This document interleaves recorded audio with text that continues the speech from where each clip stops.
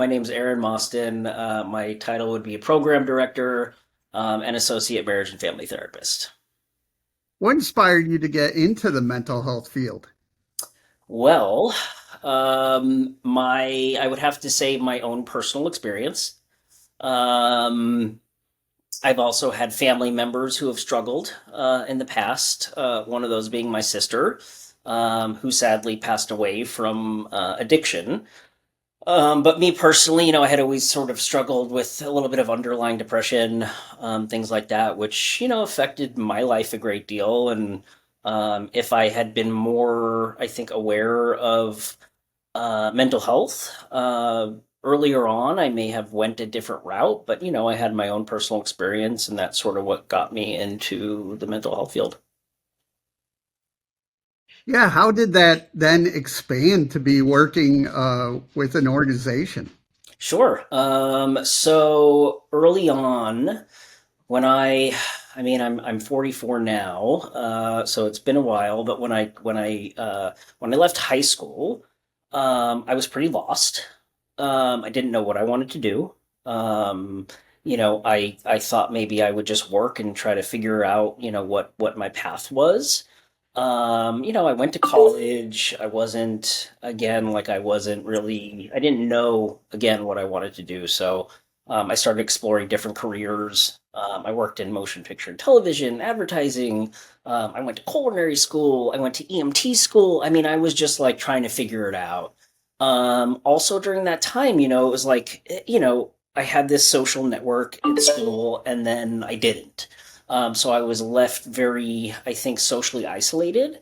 And I got myself into trouble. I also developed an addiction.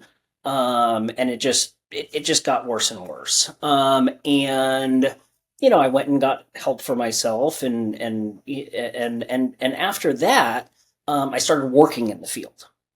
And I think I started, it was like a friend's sober living, environment, house. And, I was just doing sort of like basic counseling. And I said to myself, this feels very fulfilling. Helping others, giving back. It felt comfortable to me. It felt authentic.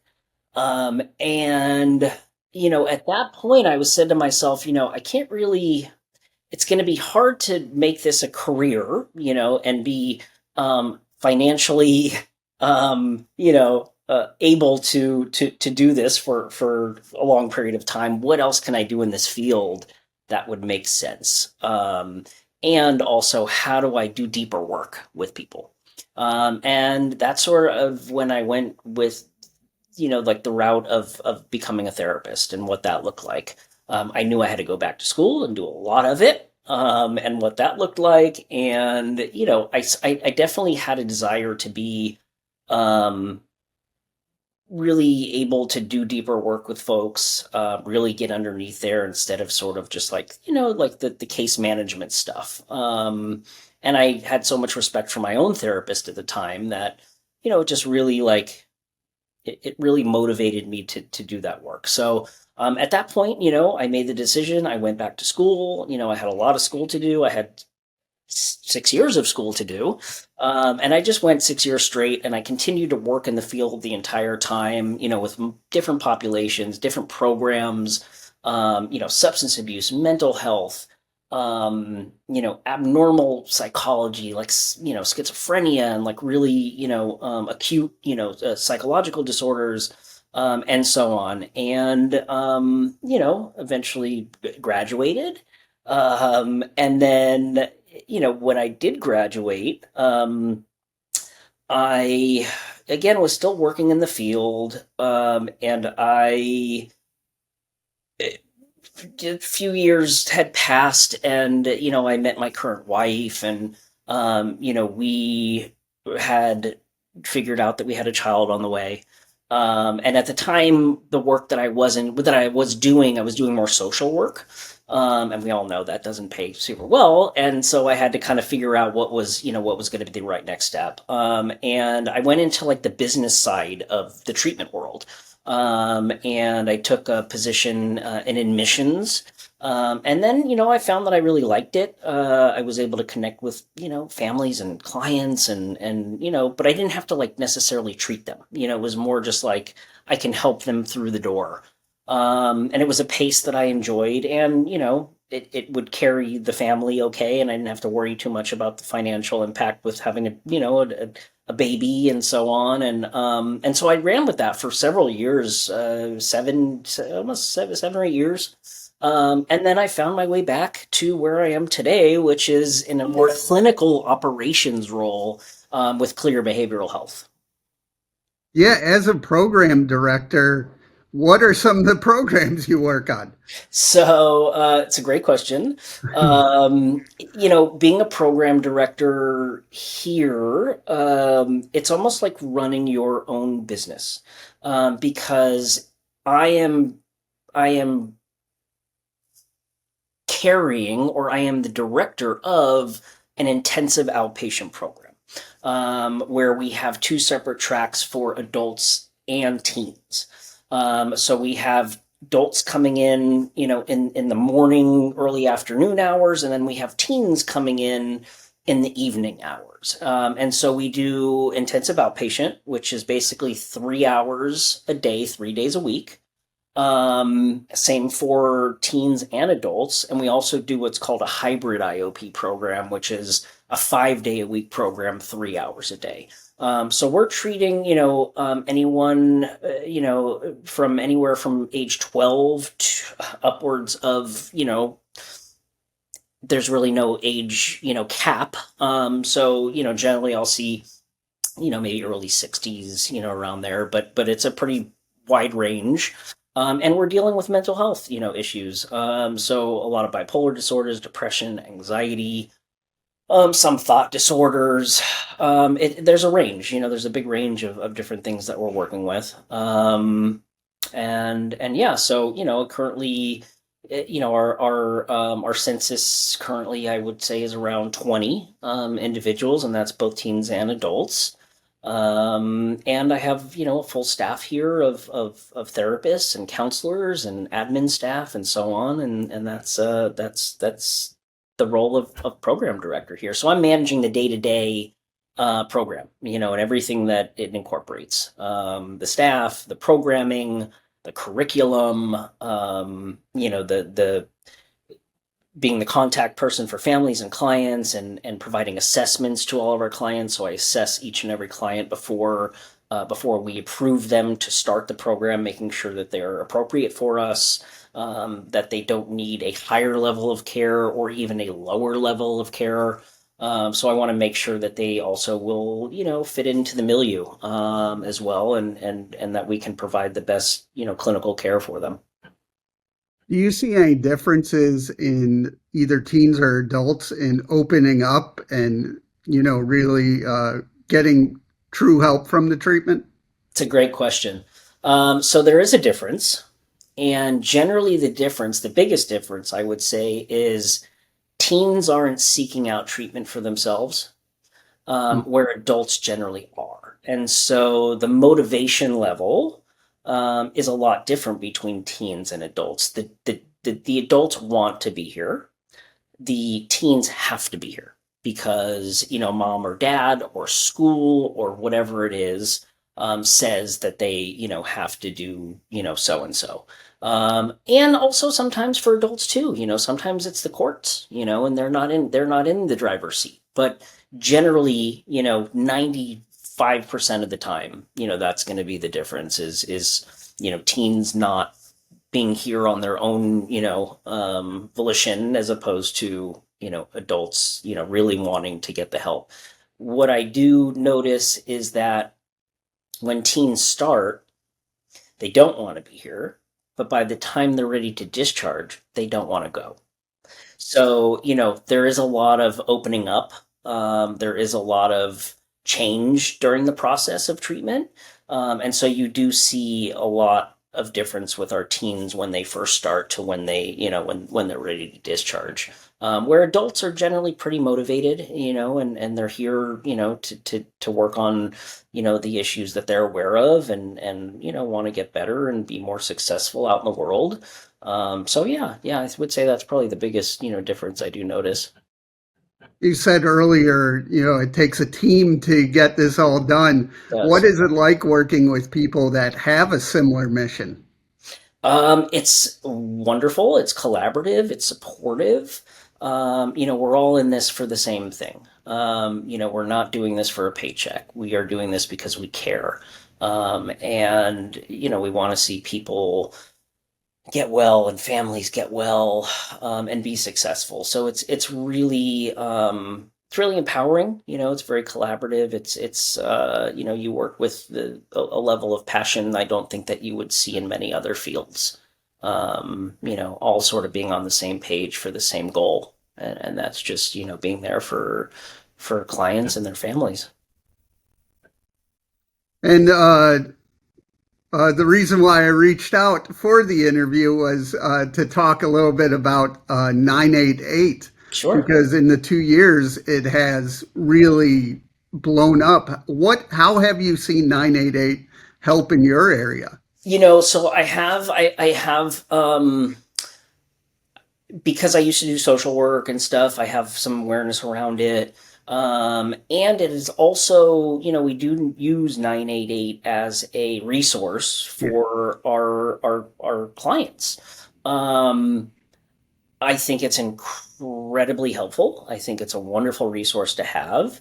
I wish more people knew yeah. about 988. I wish there was more awareness, in the community about what this service is and what it provides. And I think if there was more awareness, there would be more people seeking out, help from the hotline. But I think it's, I do. I think it's a wonderful resource, and I hope that it becomes more accessible for people and more people become aware that it is a resource for those that need it. When you're working with teens and adults, do you see their confidence level rise as they go through the process? Absolutely, absolutely, and that's one of my.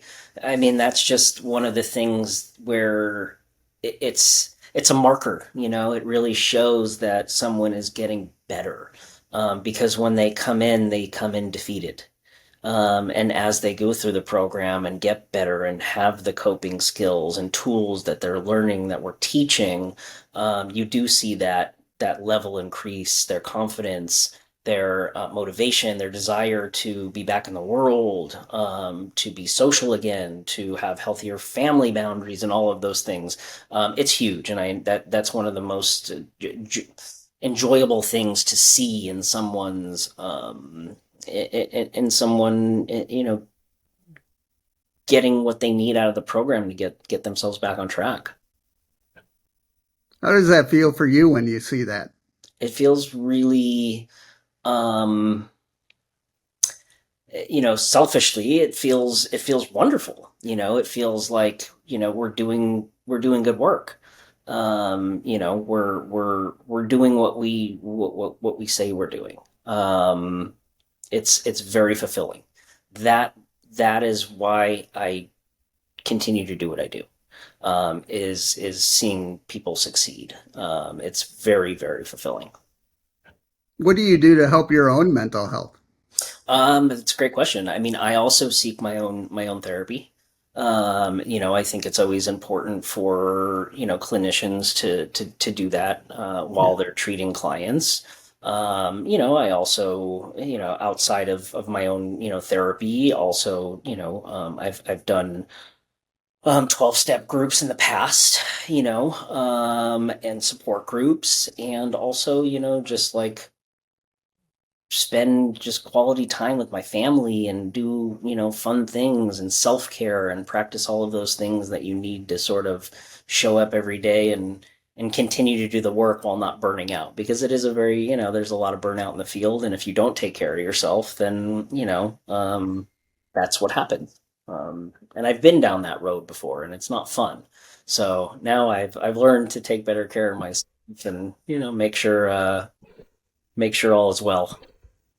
So, where do you want to see your mission in the next 3 to 5 years? That's a good question. I eventually maybe would like to branch out on my own. Whether that's doing private practice work or possibly a program. But short term, 3 to 5 years. I mean, I want to continue what I'm doing. I love what I do. I love helping others, and just having that fulfillment of seeing people do well and get better. That is, that's an accomplishment for yeah. It's just it feels like an accomplishment for any field, right? Is that you feel good about what you're doing, and so I just want to continue down the path. And sometimes I don't have the answer, right? And we'll see where things go. But for now, yeah, I want to continue doing what I'm doing, and hopefully growing the organization as well, and building this program here specifically, um, and continuing on with its success, and being able to even help my staff and help them grow and build as clinicians, and yeah, that's about it. So, how can people reach out and learn more? Sure. Well, we are accessible online. We are, we're accessible on social media, whether that's LinkedIn or Facebook.